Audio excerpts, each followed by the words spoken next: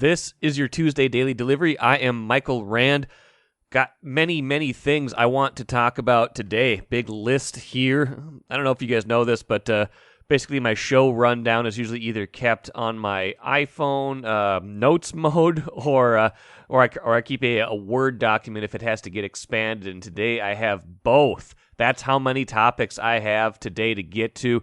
Joe Rossi, Gophers football defensive coordinator, will be on the show in just a little bit. Really enjoyed a conversation I had with him getting ready for the season opener in just a couple weeks against Ohio State.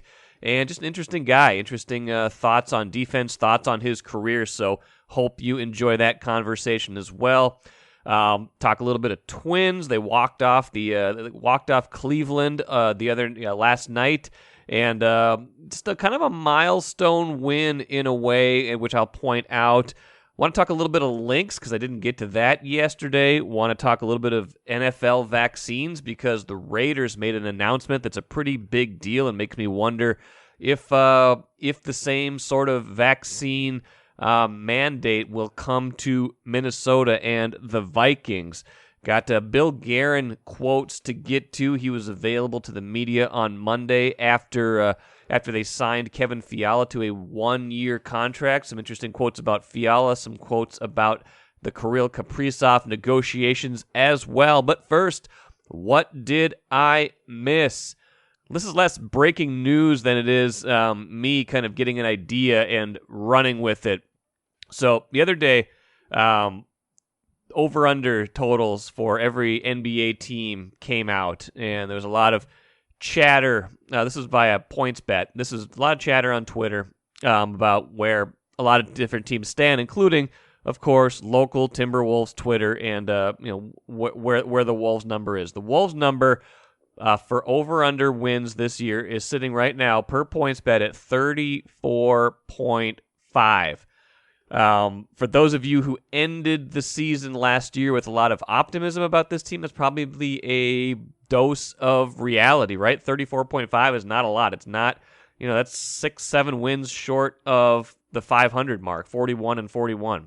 So that is a external thought of what this roster looks like right now with, frankly, not a lot of additions this offseason. You had the Ricky Rubio trade for Taurean Prince, but that's a move kind of on the edge of the roster, not right in the heart of it. So I guess I think that number is reasonably accurate. I think a lot of Wolves fans think it's too low. I think a lot of Wolves fans have optimism that this can be a 500 team, maybe even a little bit better. I can see that. I don't think that's far-fetched, but I think it's going to require the execution of a few ifs, including health, including the continued ascent of Anthony Edwards. I think they're going to maybe need to make one even more move on the fringe of this roster right now before I think that this is a team that's going to get to that point. So, it just kind of goes to show the difference in perception. And now this is the real kicker. I had to go back. Now, if you're really considering making this bet, if you are of the wagering sort of mind, and there are certainly places you can do that right now, here's an interesting thought for you. I went back and looked. Basketball Reference has a great resource. Basketball Reference tells you every year the over-under number for each team. Going back, I went back as far as the 2003-2004 Timberwolves when they made it to the Western Conference Finals. And going forward from there, there's been a lot of disappointment for this team. But I wanted to know, how disappointing was it relative to the over-under mark that the betting line was set at the beginning of the year, that you had to guess or wager, were they going to have more than that number of wins or less than that number of wins? And that's a lot of seasons we're talking about. We're talking about, I think 17 seasons in there, starting in 2004 and all the way through last season.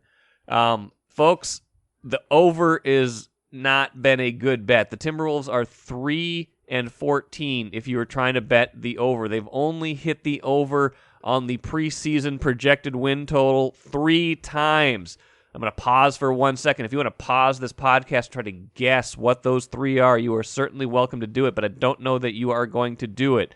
So, the times they actually were able to do it.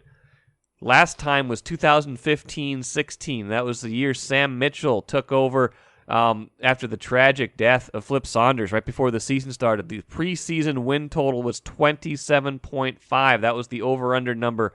Wolves ended up winning 29 games that year and hit the over. Last time before that was 2011-12, and this is a sad one. This is a strike year, a lockout year, so the numbers aren't as bad as they sound. 66-game season. Preseason number was 23.5. Wolves got 26 and 40. Woo! And 2007-2008, the preseason number was 19.5, and they got 22. So the three times they've made it, they've won fewer than 30 games and still made it, albeit one of those was a shortened season. Came close in the good Jimmy Butler year. The preseason number was 48.5. Optimism off the charts. Almost got there, 47, and did make the playoffs. Possibly would have hit that number if Jimmy hadn't gotten hurt and if they hadn't been in such a tough conference. And the other very, very close one was the good Rick Adelman year. The preseason number was 40.5 in 2013-2014. The Wolves got to 40, but could not get over the hump. They lost like 1 billion close games that season, if I'm not mistaken. So that's it, folks. 3-14. Every other season they have come up short. And again, the preseason over-under number isn't always what Vegas thinks they're going to win. It's the number they put out there that will, draw the most action on either side of it, either side of that number. So, take that with a little bit of grain of salt. But please, if you are thinking in any way about being overly optimistic about this team, think about the history. I know the over is a tempting bet if you are of that mind. I'm just saying, historically, it has not worked out for the Timberwolves if you were trying to bet the over. Speaking of gambling, I'm going to stay on this just as a theme. I don't think I'd want to play poker with Wild general manager Bill Guerin. He kind of seems like the kind of guy who will just sit there and knows what cards he has, isn't gonna wait, isn't gonna see your bluff and get panicky. He is just gonna sit and wait it out, wait for the big hand, wait for the moment, and pounce. And it's kind of indicative in two of the biggest negotiations right now. They signed Kevin Fiala to a 1-year contract on Monday, kind of meeting in the middle of arbitration-style numbers that were exchanged. I think the Wild number was around $4 million. Fiala's number was a little bit higher than that, so a little over 6, so they meet at 5.1. He'll have another crack at it next year when they can try to sign him to a long-term contract again. But, the big takeaway from this is, Bill Guerin has a number in mind, basically, that he's willing to pay for some of these guys, and that goes for Kirill Kaprizov as well. So here's what he had to say about the Fiala negotiations, which I think is a very practical way of going about this. Hey, look, those are things that as a player you have to understand. And this is a business. It's not a personal attack. It's not we like this guy more, we like that guy more. It's a business, and we have a salary cap. We have a budget and a pay structure that we have to follow in order for us to be successful, and that's what we're doing. It is a business, right? It's a business to a certain level. It's fun, it's entertainment, but in a sport with a hard salary cap, when you are paying, especially down the road, when you are paying guys a lot of money, Ryan Suter, Zach Parise, paying them a lot of money not to play, you have a certain number that you have to hit, or you're not going to be able to sign other players. Same goes for Kirill Kaprizov. Does not seem like Bill Guerin is particularly worried. If he is, he's not letting it show, and basically he's just kind of letting it all play out. Even as Wild fans start to sweat, we're in mid-August. We're a couple weeks away from this, alleged deadline to figure this out from his camp, or else he's going to go play in Russia. I don't think he sees that as a credible threat. Here is Bill Guerin on Monday talking about the Kirill Kaprizov situation as well. I think things are going well enough. We still have lots of time. There's no rush or panic. I'm constant communication with Kirill's agent, and we continue to move forward. Now, the flip side of this is even if you win the negotiation, sometimes you risk alienating a player. And I do have a concern about that. Usually if anything works out in the end, it's okay. But, I guess a recent example maybe being Jose Barrios. The Twins got tremendous value out of him over the years on kind of series of 1 year, 1 year deals, team control type things. But when it came to, trying to get him locked up to a long-term deal, he was not having it. So ended up having to trade him. And obviously the way this season has gone played into that as well. But, just keep that in mind as you watch these negotiations. I don't think it's going to be a trouble point as long as these guys get paid eventually. But, Bill Guerin, I guess the overriding message here is Bill Guerin not messing around in negotiations, not going to be kind of hurried into any sort of deal that he is not ready to make. I'm Chris Hine, Timberwolves beat writer at the Star Tribune and the first 5-time guest in daily delivery history. Thank you for listening to this podcast. This work is made possible by our Star Tribune subscribers. For unlimited access to the articles mentioned in this podcast, our coverage of Minnesota sports from pros to preps, and even all of Rand's future blog posts about how the Timberwolves should trade for players they will never get, go to startribune.com/subscribe. Happy to have on daily delivery today Gophers defensive coordinator Joe Rossi. First time on the program. Welcome, Joe. How are you doing? Doing well. Thanks for having me. Yeah, happy to have you on. Talk a little Gopher football, a little defense. Let me just jump right in. Whenever I talk to, whether it's my colleagues, whether it's people outside of the building, which is always good to get a better perspective. When I talk to them about Gopher football this year, they say, offense, a lot of experience, a lot of people coming back. Defense, question marks. So give me your pitch. Why is that narrative either correct, or why do you feel like the defense actually is going to be just fine? Well, I do think the narrative is correct. They are, from an offensive perspective, we have a lot of players back defensively. We had some new guys stepping in. You look at our season last year defensively, it wasn't where we wanted at the beginning of the season. I think if you look at how it ended, there was tremendous improvement from game 1 to game 7. I think we kind of referenced with our players that we kind of viewed that as our floor. And what I mean by that is how we ended is kind of our floor in terms of our potential. The ceiling, we didn't know what it's going to be. We still don't know what it's going to be. We determine that every day with the work that we put in. We talked about that in the winter. We talked about that in the spring and thought they killed the winter program. And I thought they had a tremendous spring ball. And so when you take those two things into account, and I think we're 6 in, I apologize. The days start to run together. Yeah.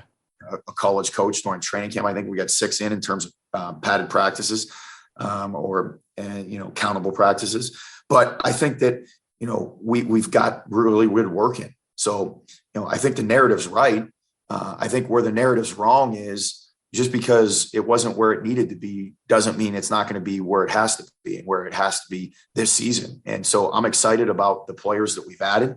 I'm excited about the guys who didn't have a lot of reps under their belt because of inexperience, COVID, quarantine, those types of things. They've got reps now. I'm excited about the freshmen that we've added. I'm excited about the defensive staff that we have. And so when you kind of take all those things into account, I'm excited about what this group can do. I think that, I'm not going to make a case for what we're going to do. We're going to show it. We're going to do it. And we're going to, no one wants to hear about it. They want to see it. But I can tell you, our guys are working really hard, and I really like the group in the room, and I really like our defensive staff. And with those things, I feel confident that people are going to see a significant change in what they saw at the beginning of the season last year. You referenced last year a couple times, and I was going to get to that. Maybe might as well get to that now. Even if you didn't know a single thing about what happened last season, you just saying game 1 to game 7, that tells you that last year was not a normal year, and there were so many other things about last year that weren't normal. How do you even begin to describe what that was? How do you even evaluate yourself and the season you had, because everything was so off kilter last year? Yeah, I think you do your best. I mean, you just can't use the the model that maybe you used for different years that quote unquote were normal. When you take into account, obviously COVID, quarantine, guys out in and out of the lineup, no spring ball, all of those things. And then you take social injustice and all the things that were going around the country, but then also the fact that Minneapolis was really the epicenter for that. And I think that the effect maybe it had here was different than, somewhere in Idaho. That when you take all of that and you factor it in, that's why 2020 was so unique. And so I think you've heard Coach Fleck kind of reference that on multiple occasions. So I think what you do is you just evaluate it for what it was that year. And so you look at the season 1 through 7 and you see who improved and who didn't and who needs work and any changes or anything that needs to be done within the defensive scheme or things of that nature. And then you evaluate where the guys are coming into January and then where they left.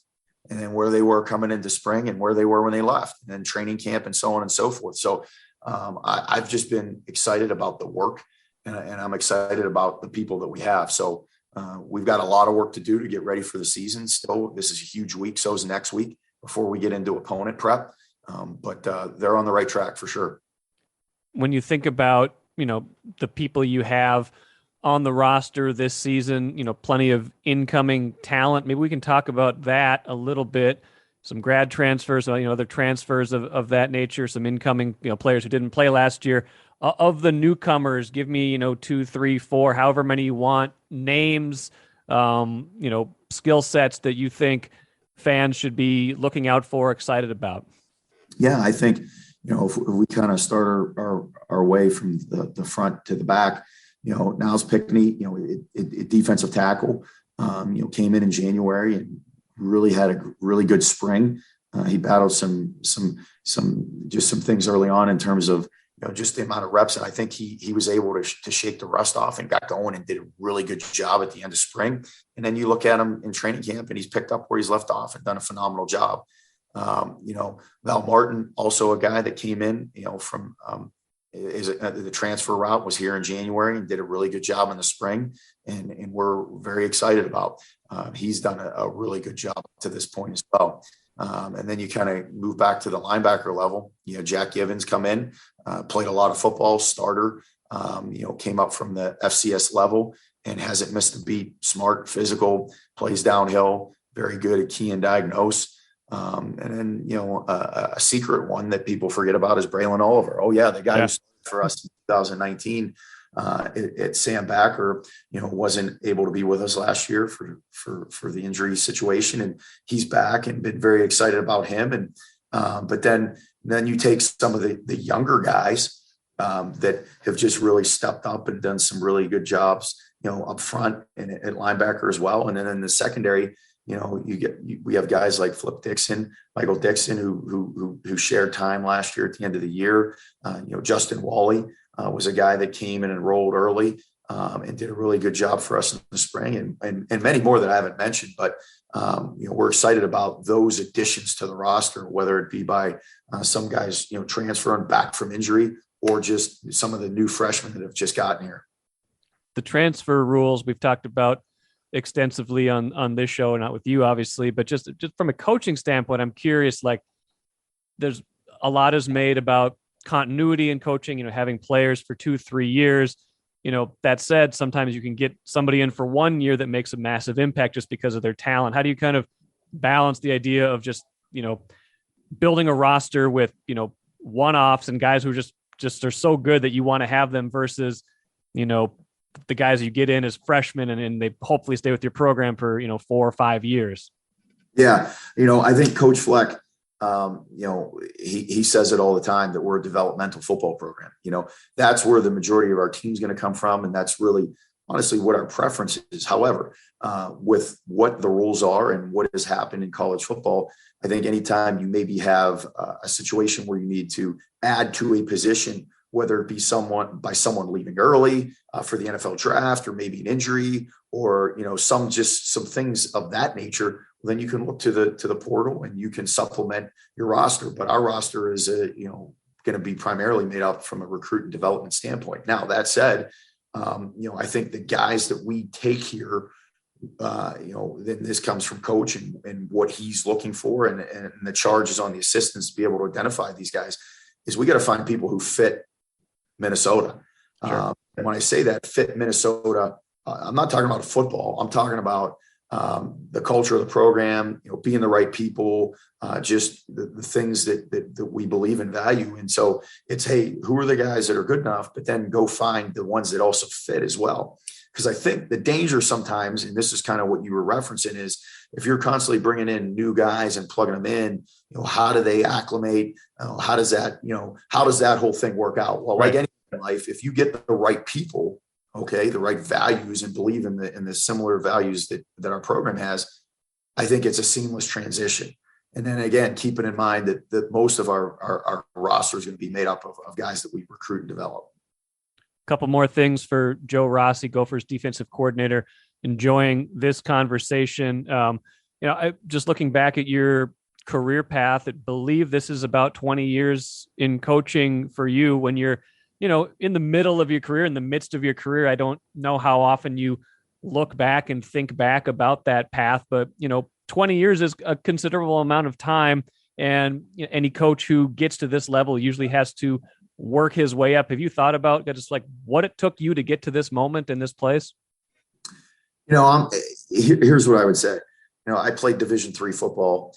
I started off coaching Division III football for 6 seasons, and then went to 1AA for 5 at a program that was really not a have-not. And so I over half the time that I spent in coaching would be quote unquote at have-not programs or lower level programs. But I take pride in that.